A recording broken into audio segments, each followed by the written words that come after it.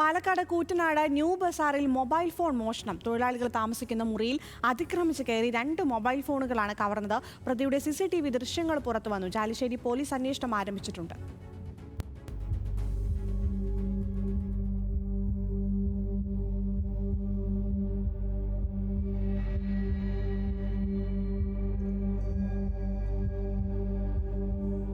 Koottanad new ബസാറിൽ താമസിക്കുന്ന JCB ഡ്രൈവറുടെ 2 mobile ഫോണുകളാണ് കഴിഞ്ഞ ദിവസം രാത്രി മോഷണം പോയത്. തൊഴിലാളികൾ രാത്രിയിൽ ഉറങ്ങിക്കിടക്കുന്ന സമയത്ത് ഇവർ താമസിക്കുന്ന മുറിക്കകത്തേക്ക് അതിക്രമിച്ചു കയറിയാണ് മോഷ്ടാവ് മൊബൈൽ ഫോണുകൾ കവർന്നത്. വിപണിയിൽ ഏതാണ്ട് 45,000-ഓളം രൂപ വിലമതിക്കുന്ന 2 റെഡ്മി ഫോണുകളാണ് ഇവർക്ക് നഷ്ടമായിരിക്കുന്നത്. അതേസമയം പ്രദേശത്തെ CCTV ക്യാമറകൾ പരിശോധിച്ചപ്പോൾ മോഷ്ടാവിന്റെ ദൃശ്യങ്ങൾ വ്യക്തമായി ലഭിച്ചിട്ടുണ്ട്. പ്രതി മുറിക്കകത്തേക്ക് കയറുന്നതും മോഷണം നടത്തിയ ശേഷം തിരികെ ഇറങ്ങി പോകുന്നതുമായ ദൃശ്യങ്ങളാണ് CCTVയിൽ പതിഞ്ഞിട്ടുള്ളത്.